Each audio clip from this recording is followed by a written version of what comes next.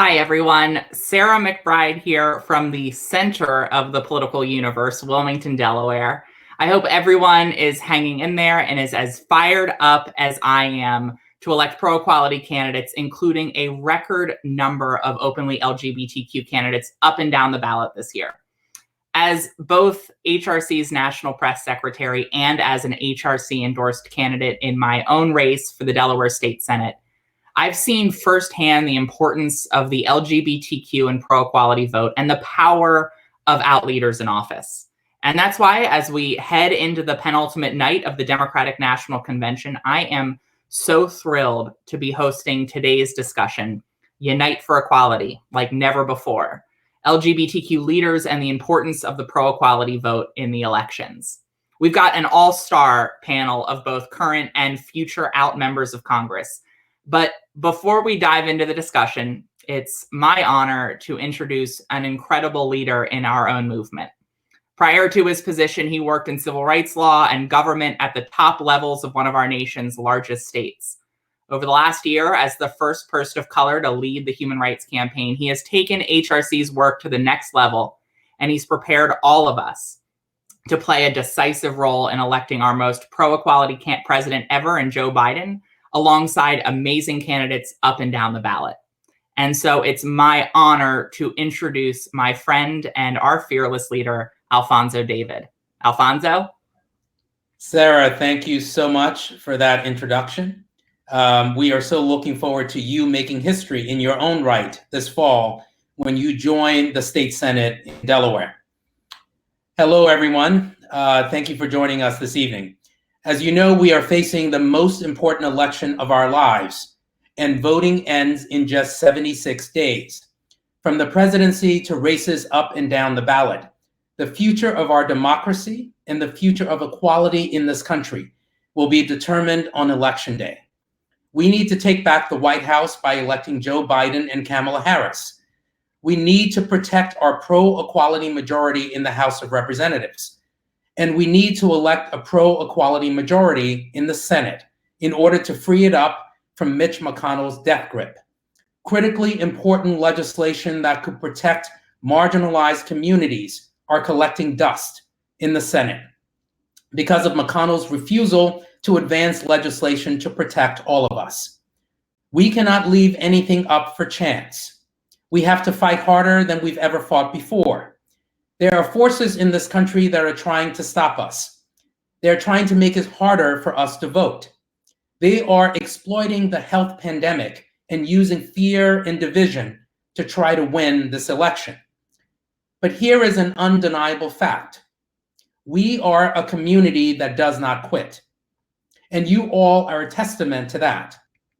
When we face obstacles, we jump over them. When we get knocked down, we get back up. When we are told that it cannot be done, we get it done. All of you are living proof of that fact. In 2017, the Human Rights Campaign began the largest grassroots expansion in our 40-year history. As a part of that initiative, the Human Rights Campaign volunteers mobilized pro-equality voters nationwide to resist the Trump administration's attacks on LGBTQ people, on immigrants, on communities of color, and other marginalized communities.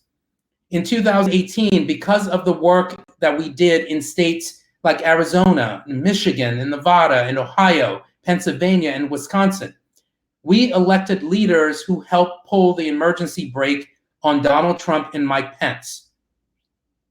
Now we have to do it again. To give you a preview of our efforts, we retain key staff on the ground in battleground states for the past 3 years. And we are supplementing those efforts now with more than 75 full-time staff organizing and mobilizing in priority states and districts nationwide. Together, we are fighting for a future where all LGBTQ people are treated equally by mobilizing equality voters to elect pro-equality candidates who represent the values of justice and equality for all. Equality voters elect pro-equality candidates. And I'm so proud that we have so many of those leaders tonight participating in today's event. They serve as our partners and I'm particularly proud to introduce our next speaker. To call her a trailblazer would be an understatement. When you look at her career, you will find a lot of firsts, including the first woman elected to Congress from Wisconsin, and the first openly LGBTQ person ever elected to the United States Senate. She has been at the center of every struggle and advancement we have had on LGBTQ rights, including being a leader on the Equality Act. But she's also been on the front lines of so many issues that affect social justice. Through her tremendous leadership and service to this country, she has not only helped make America a better place for LGBTQ people, she has changed countless hearts and minds in the process. Now, please help me welcome Senator Tammy Baldwin from the state of Wisconsin. Thank you so much, Alfonso. This is an extraordinary honor to be able to join you before you have what looks to be a tremendous panel discussion. And I'm going to say a few words about HRC and the importance of the pro-equality and LGBTQ community vote. But before I turn to that, I really want to focus on the importance of representation. There's many expressions that kind of capture this, but I often say that if you're not in the room, the conversation is about you. And if you're in the room, the conversation is with you. And so as more and more of members of the LGBTQ community reach elective office or high appointive office or become leaders in other fields, none of us leave our life experiences at the door when we walk into our work. We always have our lived experiences within us, and it informs our policies, our priorities. It informs our participation in conversations and debates. And our identities, our lived experiences also, when we're in office, influence the way we vote. And so representation is so consequential on that substantive basis. But I also want to recognize the power of symbolism. There's an expression, you cannot be what you cannot see. And so we know how important it is that young people just coming out be able to see role models, somebody who is like them, achieving, leading. And it's also important that they see our allies and hear from people who are speaking up for us and speaking out for us. So I want to just thank the members of the panel who are going to have this discussion this evening. Now, on to the importance of the LGBTQ vote and HRC's role in getting out the vote, identifying the pro-equality candidates that we want to gather support for, and also the incredible work that has been done by HRC to identify our allies and people who would see themselves as equality voters. And what I mean by that is not just that they are supportive, but that this is a central or significant factor that they will weigh and measure as they decide for whom they're going to cast votes. When I was up for re-election in Wisconsin in 2018, just 2 years after Trump narrowly won our state, I found the work that HRC did in that regard to identify equality voters and then follow through to get them out to the polls and inform them on the candidates' positions on all of the issues that we view as so consequential. I also want to say that LGBTQ leaders and equality voters do not see the issue of equality in silos. And so at this moment in American history, when we see such enormous inequities, lack of equality on the basis of race and ethnicity and religion and immigrant status, we are also making an impact on the progress we can make on all of those issues as we mobilize pro-equality voters and LGBTQ voters. So I just wanted to add those words of the importance of this moment, and to thank all the panelists for their participation, and HRC for the incredible work you do. And with that, I am going to turn the platform and microphone back to Sarah McBride. Well, Senator Baldwin, thank you so much. Thank you for joining us. Thank you for your leadership, and thank you for inspiring me. Watching you get elected to the U.S. Senate in 2012, seeing you reelected in 2018 provided me with so much hope and so much comfort that there is a place for us in our democracy. So thank you so much for your leadership and all the work that you're doing. Thank you. And now it's my pleasure to bring in our incredible panel of current and future members of Congress. We're lucky to have not just inspiring leaders on this panel, but we're thrilled to have so many of them too. And in order to dive into the panel discussion, I'd love to briefly introduce each of them. Tonight, we're honored to be joined by Representative Mark Pocan, the representative from Wisconsin's 2nd District, based in one of my favorite cities, Madison, Wisconsin. Next, we're thrilled to be joined by Representative Mark Takano, a former educator and now the U.S. representative from California's 41st District. Next, I'd love to bring in Representative Sharice Avids, the representative from Kansas's 3rd District and one of the first 2 Native American women to serve in Congress.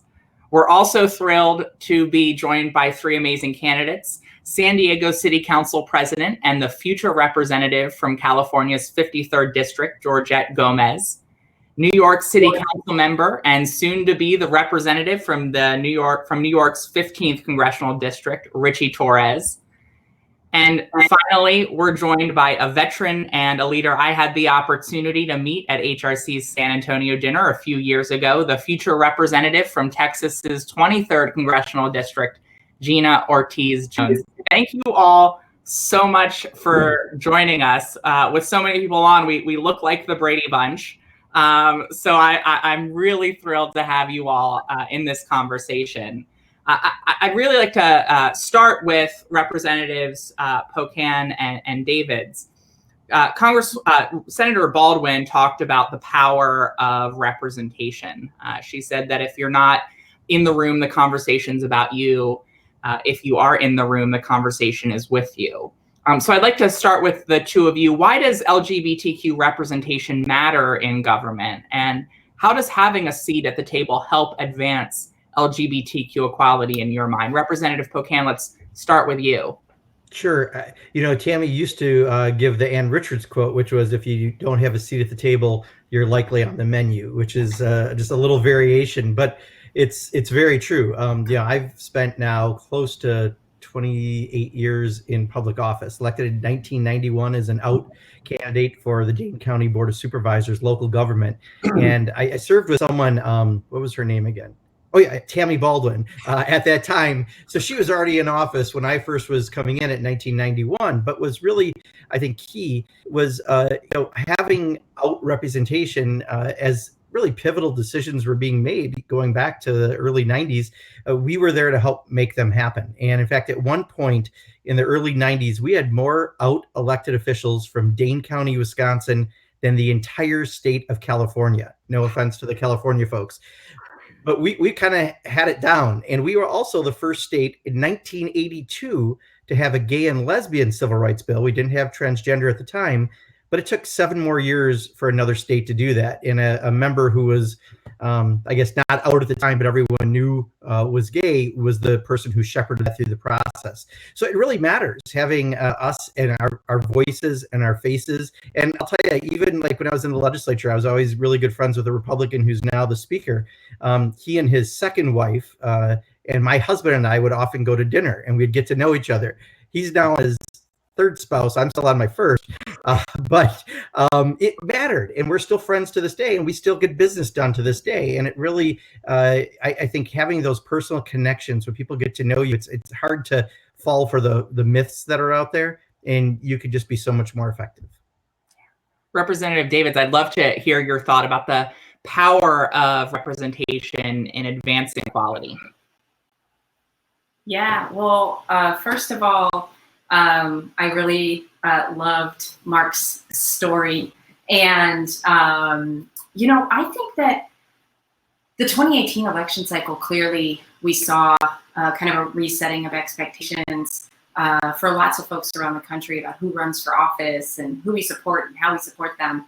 And, I think that the idea of having folks come in to Congress or even our state legislatures, because we saw so many history-making folks in our state legislatures as well. And I know you all helped a whole bunch with that. I think the most interesting thing to me is the way that the room grows, if that makes sense. Folks walk in and they say, "Who's not here? Who have we not reached out to yet? Whose voice has not been heard in this process?" And I think that's been, in my opinion, one of the coolest pieces to see in terms of outgrowth and outcomes. And it's one of the reasons that representation makes so much of a difference, because having these different lived experiences it just completely shifts the conversation. Right. The policies that come out of a diverse group, including a diverse legislature, are better policies that better meet the needs of a diverse population. And Representative Pocan, as you talked about, that proximity makes a huge difference. It's hard to hate up close. It's hard to buy into the false narratives up close. And so representation matters substantively, it matters symbolically. And from that substantive standpoint, we also know that LGBTQ equality, when we're talking about equality voters, LGBTQ equality is a powerful driver of elections. And so Representative Tano and Richie Torres, I'd love to hear from you about the value of talking about equality in elections, whether you're an out candidate or a straight cisgender candidate. Do you think this is a winning issue for candidates, and what's been your experience when you talk about these issues?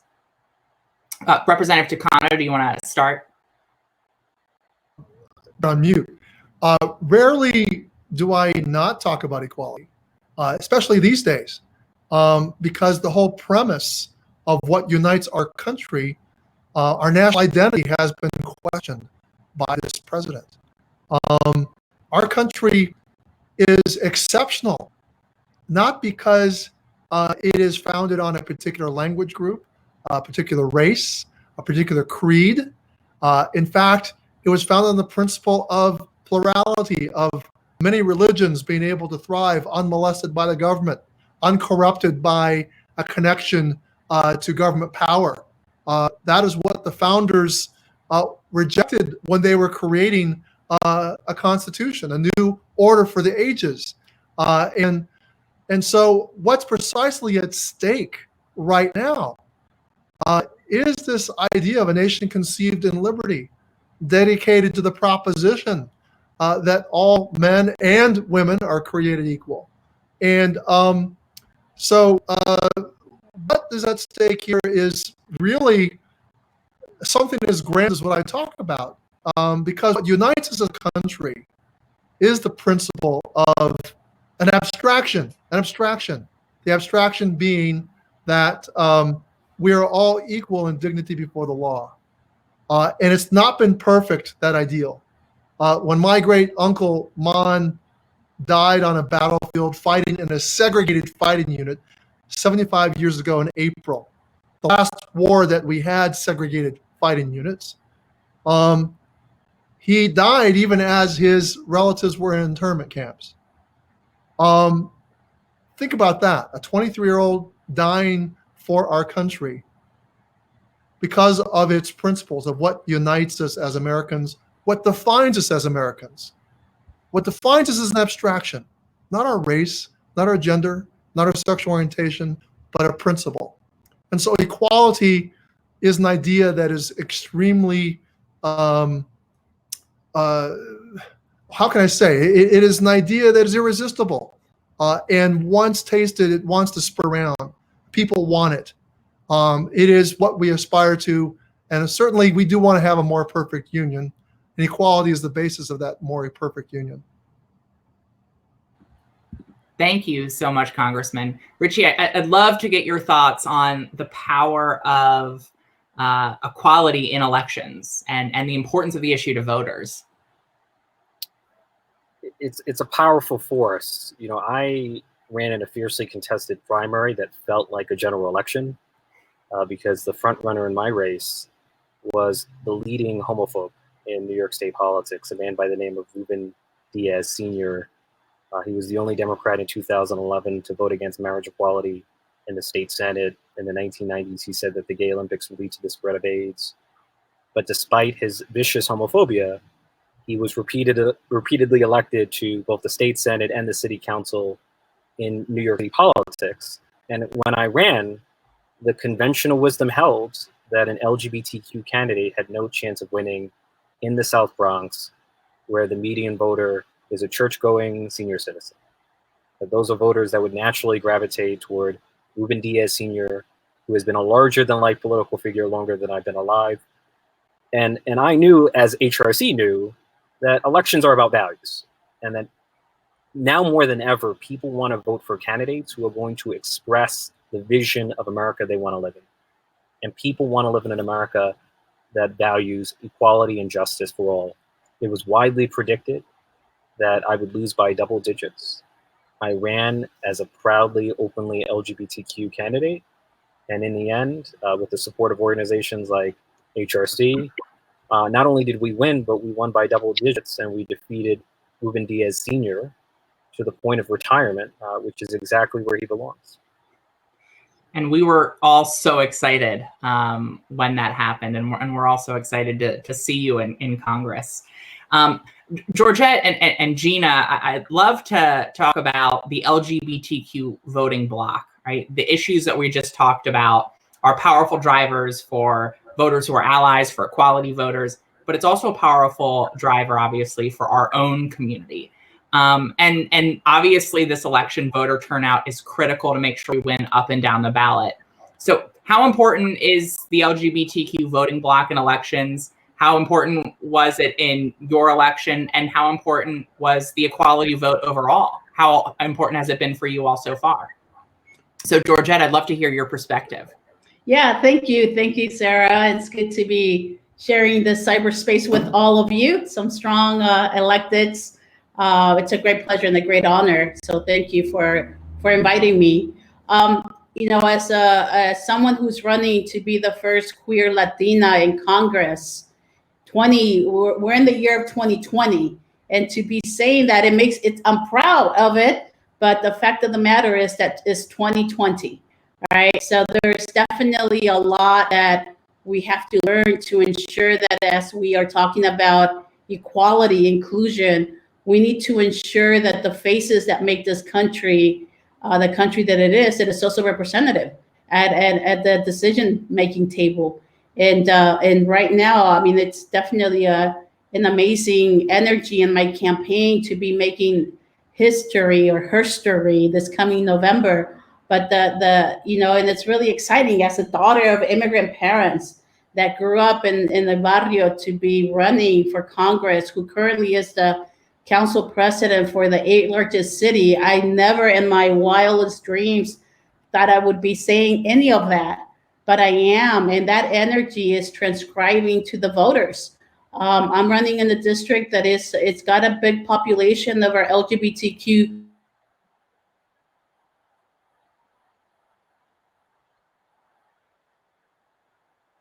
has been created. We have a lot of folks that are leaving their country for asylum seeking that are waiting just not that far from here, less than 30 minutes away, actually less than 20 minutes away, waiting for a hearing date. Our trans community members that are leaving their country because they don't feel safe. And the fact of the matter is that we have a system that is still not providing safety, it's not providing entry. And we are a country made up by a rainbow. Just looking here, look at this. This is incredible. And that energy is being transcribed to my election, to my candidacy. I'm very proud to have such a diverse coalition that has come to support me. HRC is one of them. The Victory Fund is one of them. The Latino Victory Fund is part of that. Both Equality PAC Caucus has endorsed me. Bull PAC has endorsed me, and the Progressive Caucus has endorsed me. That is the reflection of who I am and what I'm bringing to DC, and that is transcribing to the voters. They definitely recognize it, and they're excited. They're ready to make this happen, and I'm just very honored and really want to thank HRC for being a supporter. Well, thank you, Georgette, for your leadership, for running, and Gina, you too. And I'd love to hear your perspective on the power of equality voters and specifically the LGBTQ voting bloc in elections writ large and in your races. Sure. Well, I've been very certainly open with my experience as well as a member of the LGBTQ community. And I talk specifically about having served under Don't Ask, Don't Tell, right? A policy where I could raise my right hand and say I'm ready to die for my country, but I couldn't be open about who I was or who I loved. And to think that this administration would try to roll back some of the protections for our community, which would make it harder for folks to serve openly. Sorry. We're having a meltdown over here. Sorry. It's real life. It's amazing. This is an experience that I think a lot of us share when we talk about lived experiences. So, Gina, we understand. Yes. Oh yeah. So, well, I'll come back to. Oh, let's see your little. I'm so sorry. I'm so sorry. No, you're fine. Okay. What's your pup's name, by the way? Harley. Harley. Yes. Okay.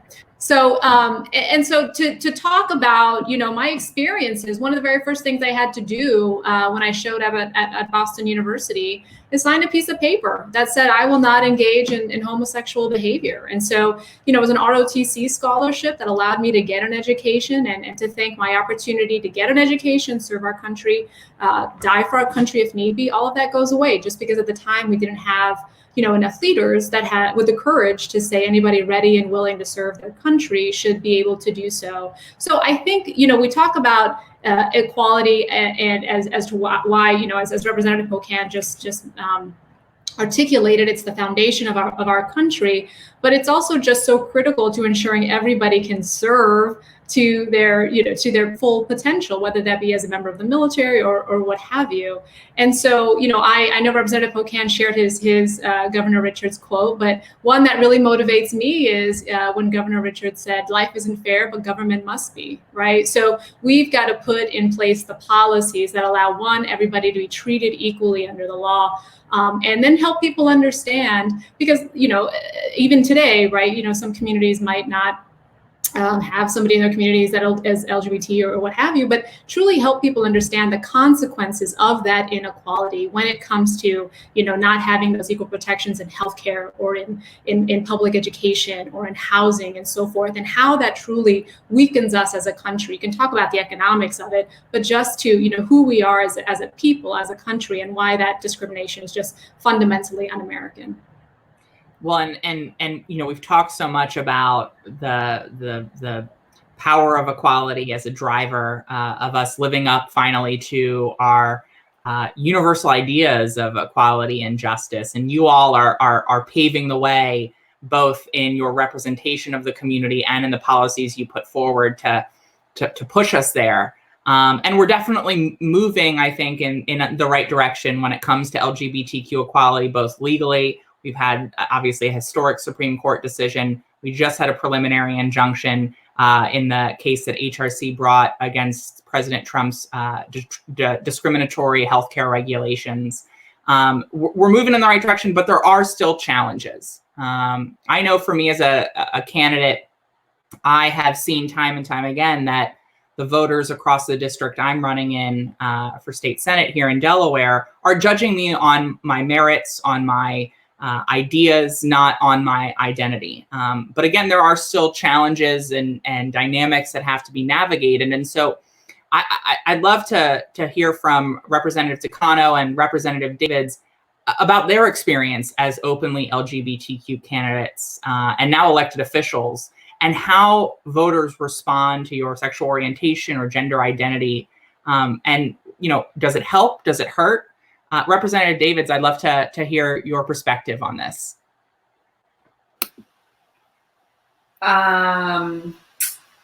Well, let me bring my dog in. No, I'm just kidding.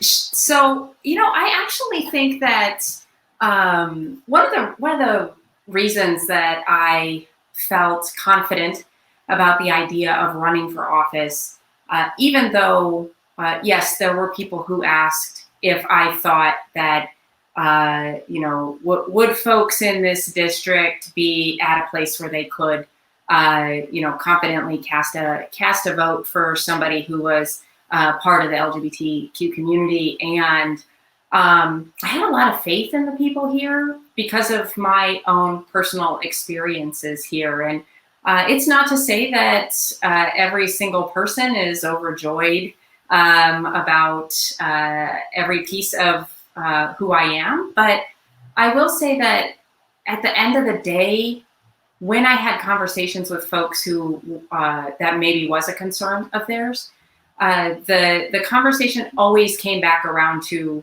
well, what am I going to be doing to help improve the lives of the people in this district? What am I going to do to help make sure that, I'm the product of a public school system. I'm a first generation college student. I was raised by a single parent. I think that a lot of times what people want to know is, are you listening to their experiences?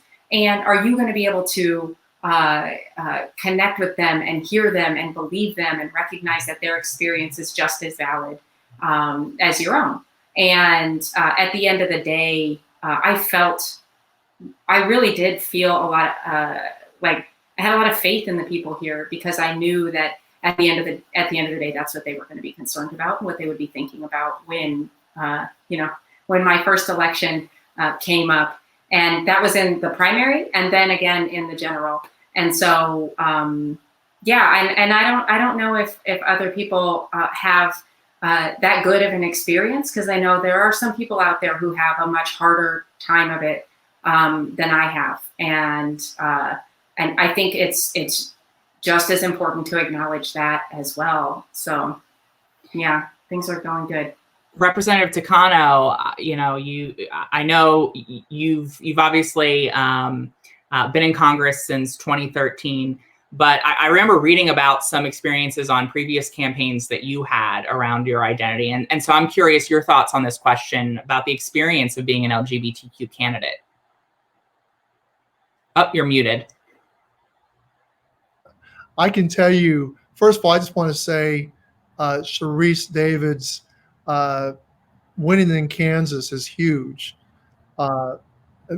Seriously, I mean, we may have very, inaccurate understanding of what Midwestern city like Kansas City and Kansas is like. I've actually been to the district, but I can tell you, I can relate, because the inland empire of Southern California, Riverside, California, is not San Francisco. It's not San Diego. San Diego was the first place that we elected an out lesbian in California to the state legislature. It's not the west side of LA. Riverside is more like Kansas. And it was definitely more like Kansas in 1992 when I first decided to run. And I wasn't out. I was out to my family, but I wasn't running out and proud. And I didn't seek, I think I did seek the support of the HRC, but I was not running as an out candidate. I nearly won that election. On election night, I was ahead by 1,234 votes. I was at the effect of mail-in ballots that were counted 4 days later and reversed the election. I was in recount for a couple weeks. And of course, I was urged by party leaders to run again in 1994. 1994 was a much different year. It was the rise of Newt Gingrich. It was the midterm of Bill Clinton's first term. Of course, we now know about this phenomenon of midterms. I'll put in a side plug here that's why we have to elect a very progressive Congress. We can't forget about the House of Representatives. The majority needs to get larger there as a cushion to that midterm. I'll get back to the rest of my narrative here. Needless to say, I was not an unknown quantity in 1994. They definitely thought that I was a candidate that was trouble for the Republicans. They threw everything they could at me.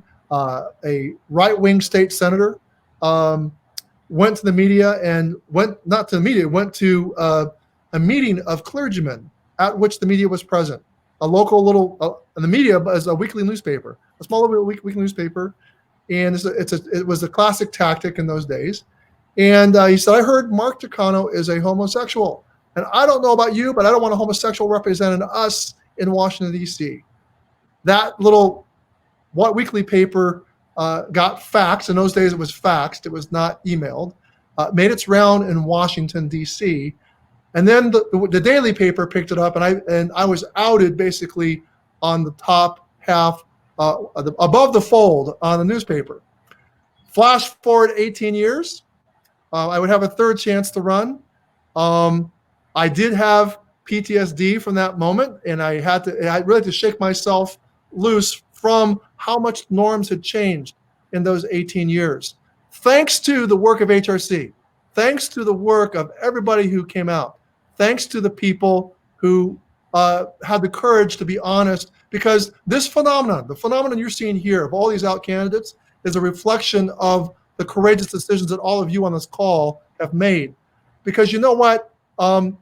I still, like just even a few years ago, went to a gymnasium where we had a community, a forum, we had a town hall, and they read my biography, which they don't change, and I would always cringe at the part where they say the first openly gay a person of color from California, and somehow it felt more threatening to hear that in my own gymnasium of one of my high schools. And as I finished cringing, the crowd started cheering. And I'm like, oh my God, they're actually proud they elected me. And they're specifically proud they elected a gay person to be their representative. It makes no sense to me, except that the power of equality, Sarah, is that my voters at home, the voters that are very much like a Kansas community, they want to believe the best about themselves. And we want to return that same very spirit to America today, that we want Americans to believe the best about themselves. And that's why they're choosing Mondaire Jones over big money. That's why they're going to choose Georgette Gomez above big money. And that's why they're going to send Gina Ortiz Jones, from a South Texas district that's very rural. And that's why Richie Torres triumphed over a homophobe. Amen. Amen.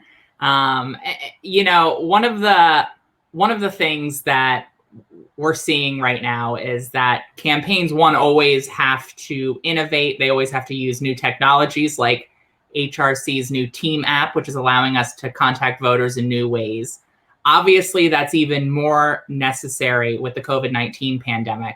And so I'm curious to the three candidates, Richie, Georgette, and Gina, how has campaigning changed for you? Richie, you had a primary in the midst of sort of the height of the pandemic. Georgette and Gina, you're continuing to campaign through the pandemic. How has campaigning changed, and how are you finding new ways to connect with voters? Richie, you want to start?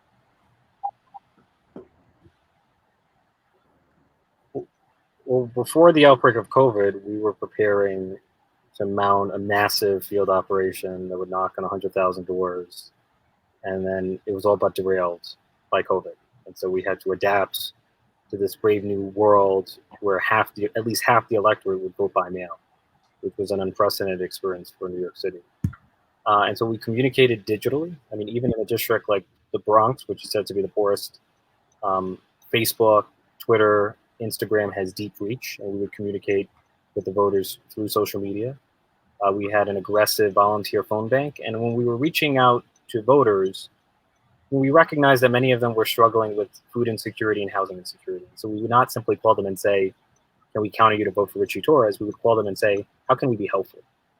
And so campaigning during COVID-19 became as much about constituent service as it was about conventional voter contact. And we would conduct food distributions, PPE distributions. We were demonstrating in real time that my campaign, my team is going to be the kind that's going to fight for you. And that to me is how elections are won. Obviously, I was openly LGBTQ, and I felt like the election unfolding against the backdrop of COVID-19 and mass demonstrations made it a change election. And the voters voted for me as the best embodiment of change and progress. But ultimately, elections are won in places like the South Bronx when you can speak powerfully to the bread and butter concerns of health and housing, schools, and jobs. And we were able to demonstrate our commitment to those issues through real-time constituent service and campaign for. Thank you so much. Georgette, what's been your experience campaigning through a pandemic? Yeah, I would echo what Richie just shared. I think, my experience is that it definitely we're getting challenged to utilize technology even more, being more creative, which is a good thing. I think this pandemic is really teaching us all a lesson just in terms of how we communicate with folks. It's helping us get better data as well to ensure that we continue that connection. As somebody that is a strong door-to-door effort, obviously that's not happening. There's a little bit of that, but not to the extent that we're used to. It's just dropping information if need be. But really, it's utilizing the social media platforms, the telephones, the texting devices, and just really maximizing all of that. And then I would say the positive thing, aside from exploring the digital world and expanding our knowledge, it also has given us an opportunity to have others that are outside of the district help you out.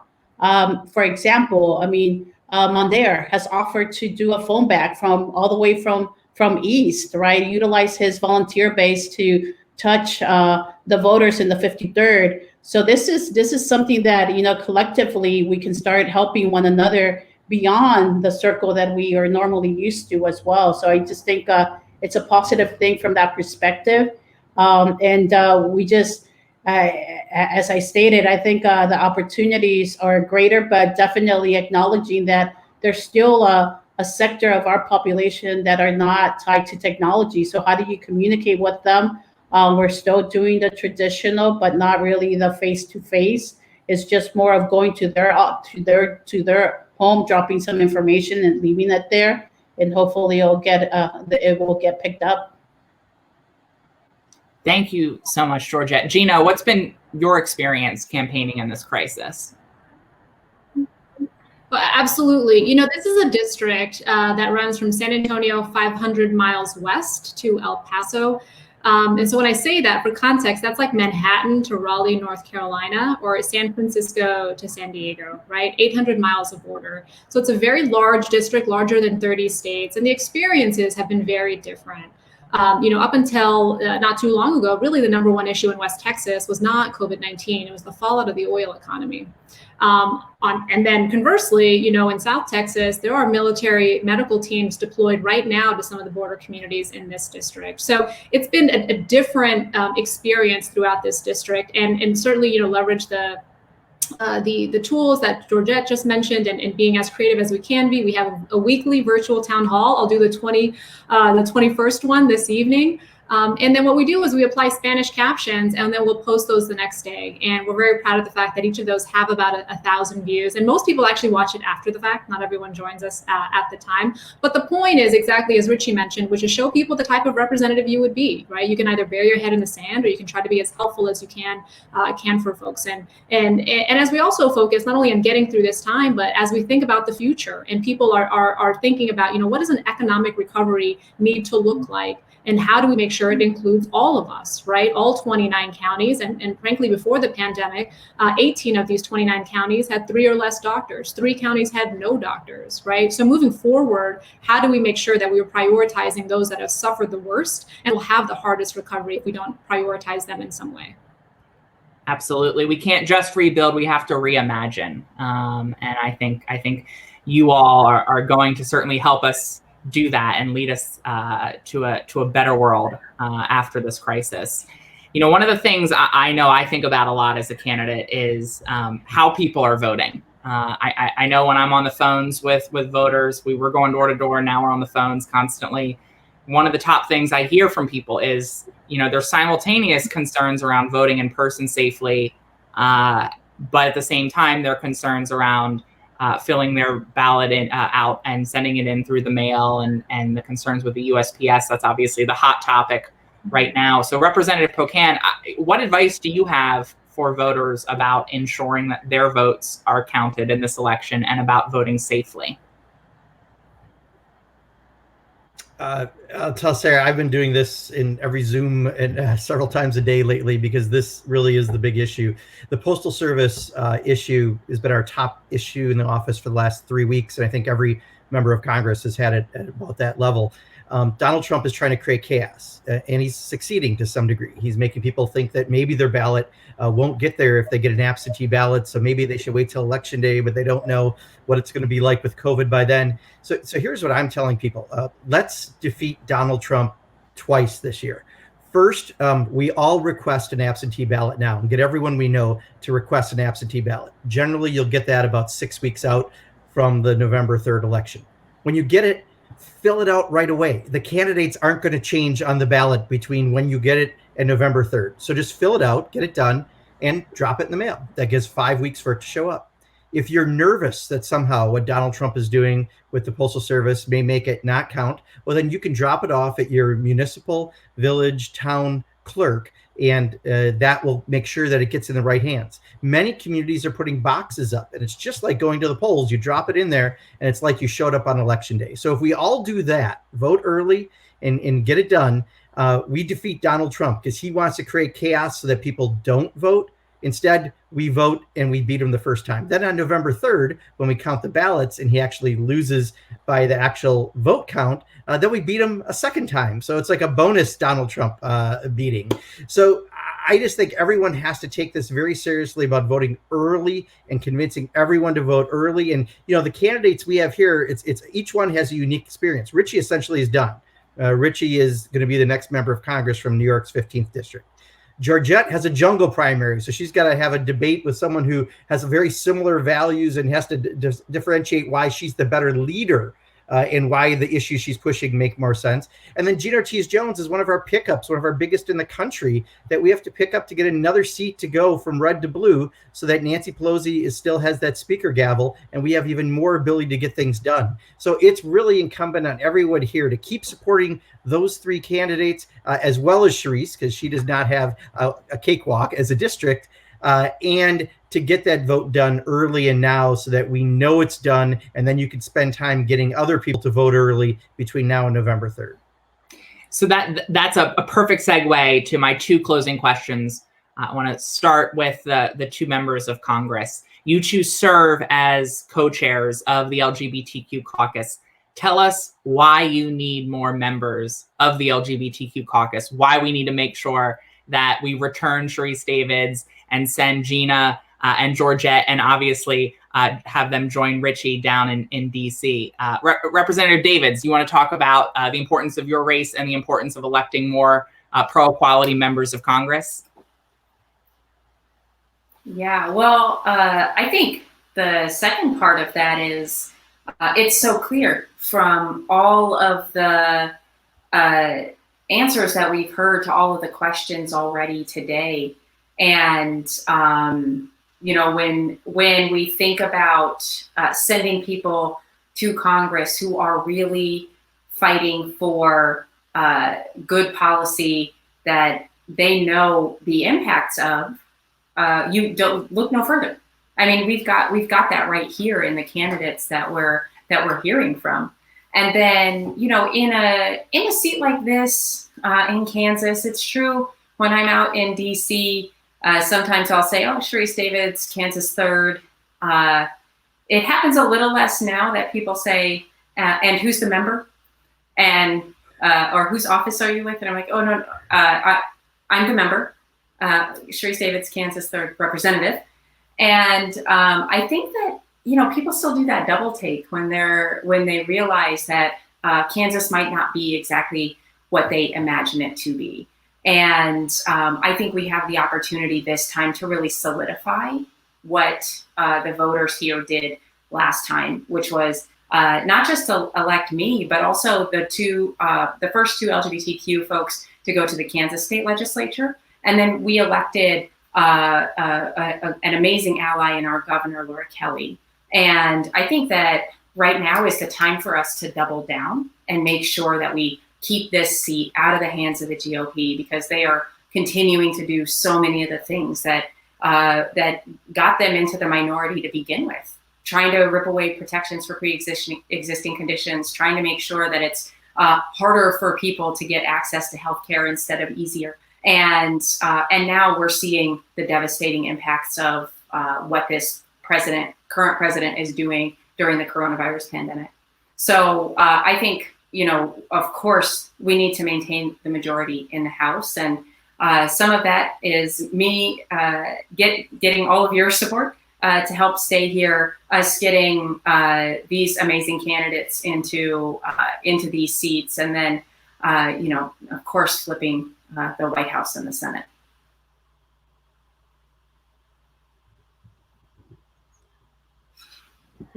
I knew that was going to happen to me eventually. Representative Pocan, your thoughts? Sure, Sarah.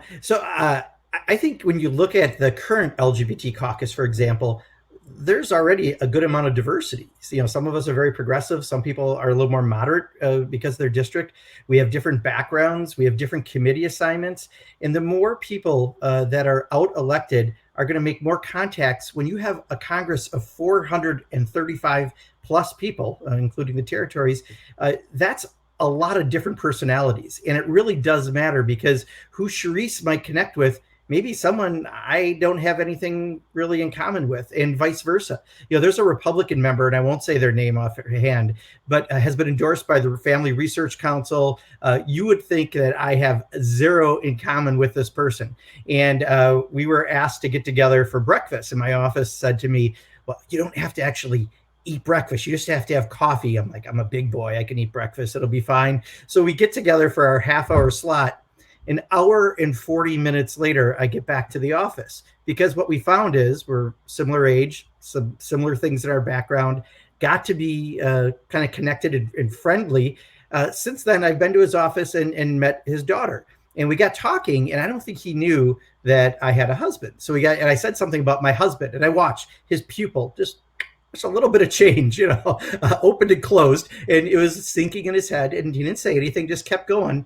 And it had no effect. In fact, he then came to me later that week on the floor. The Republicans were in the majority, and they were voting on ACA. We were going to be there longer than our normal calendar.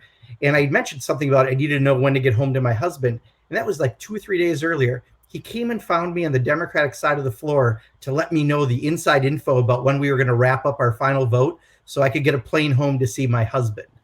This is a guy endorsed by the Family Research Council that you would have never, ever thought that. But you need to have the different personalities in our caucus to have meet with the different personalities to actually move legislation like the Equality Act forward, to make sure that someone who's transgender can serve in the military as they should. That's only going to happen when you have the diversity of everyone in this room, in Congress, and a whole lot more. Amen. And I know we're all going to be working hard to make that a reality. And Gina, Richie, and Georgette, I'd love to give you all an opportunity to share with HRC volunteers and supporters who are watching this what you need, what you want, what the road ahead looks like for your campaigns. So Richie, I know the primary was the major election in your race, but I'd love to get your thoughts on what you need moving forward. What I need you to do is support Georgette and Gina, because I'm perfectly fine. I'm in the bluest district in America. And we need to support Democrats in competitive districts who are the heart and soul of a equality majority. I'm proud that I'm going to be part of the most diverse, most pro-equality Democratic conference in the House, and I need Georgette and Gina. Love that answer. Georgette. Thank you, Richie. I mean, I'm running against someone who's self-funding herself. Got a lot of money. I don't come from that background, and I'm okay with that. But I come from a hardworking background. I come from the root of making change with the community. So I have a strong base of volunteers. So at this moment, we're asking people to contribute. Any amount goes a long way for a grassroots campaign. So definitely we'll love people to contribute to the campaign. And if you want to volunteer, we are set up for you. So if you want to make some calls, contact our campaign, georgettegomez.org, and we will plug you in. Thank you, Georgette. Gina. Yes. Well, I know it's not over till it's over, right? When I ran in 2018, I came up just short, 926 votes, despite being massively outspent, right? 500,000 dropped on us in the last 10 days of the race. So again, we've got to run through the tape. That's exactly what we're doing. And any day now, I should hear if I'm going to run against the Ted Cruz endorsed candidate or the Donald Trump endorsed candidate. You know, that tells you what's going on in this race. But, you know, unfortunately, it's still too dangerous to campaign in person in Texas. Some communities have a positivity rate over 20%. So phone banking, text banking, all of that is very helpful. And of course, if you can throw a couple bucks our way to help our commercials stay on the air, that's very much appreciated. Fantastic. And I want to give the most important moment of this entire thing. I want to give Representative Davids the opportunity to introduce her pup to your pup. Oh, sweet. Say hi, Harley. Here. Nala says she's sending you a perfect. contribution Thank tonight. you. She just told me. Thank you, Nala. Thank you, Harley. Thank you. Oh, now of course both of them are like looking everywhere else except for. Well, usually she hands it up. This was so much fun. I appreciate you all. I want to thank you all for running, for representing our community so beautifully and powerfully. You know, one of the challenges right now for candidates in an election is that because of COVID, campaigns are more expensive, but because of COVID, people in a lot of cases have less resources to give, which means that those of us with resources to give really need to dig deep to support these candidates. You can find these candidates on HRC's website at hrc.org/candidates.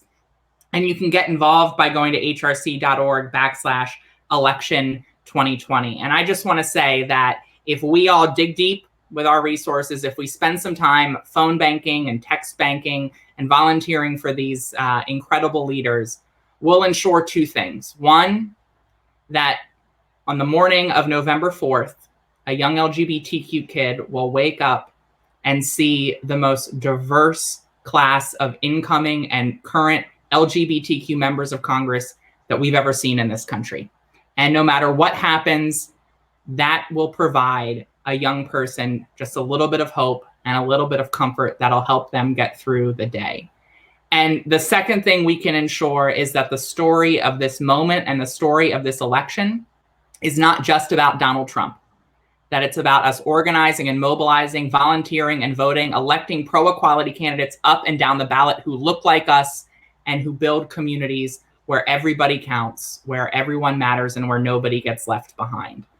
And so thank you all so much for your work, for your incredible leadership, and for the inspiration you provide to me and so many in our community. Have a wonderful rest of the evening. Enjoy tonight's convention programming and have a safe rest of the week.